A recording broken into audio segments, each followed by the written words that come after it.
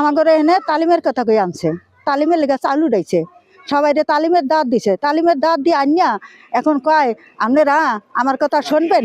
হ্যাঁ, আল্লাহর যদি আল্লাহরে চান তাহলে আমার কথা শুনিয়া আপনারা এই দাড়ি ফেলায় আমাদের ভোট দিবেন, এই কথা আমাকে বলছে।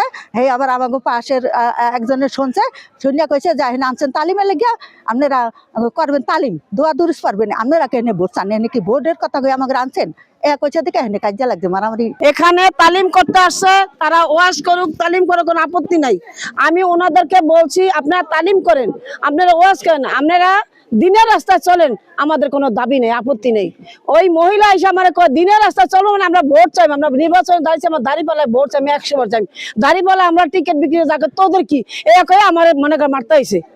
এখানে এই কোরআনে তালিম করে সবসময়, আজকে উদ্দেশ্য প্রণোদিতভাবে 2-3 লোক আইসা তারা এখানে এই বিশৃঙ্খলা ঘটাইতে চায় এবং তারা এইভাবে করে সাক্ষাৎকার নিচ্ছে। আসলে তাদের অভিযোগ ভিত্তিহীন।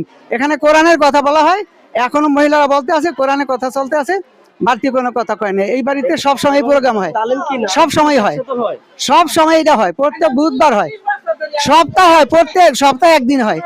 এটা 20-30 বছর ধরে এই যে মহিলারা কইতে আছে এটি হইতে আছে। এখানে কোরআনের কথাই হয়, ব্যক্তিগতভাবে এখানে কোনো কথা হয় না।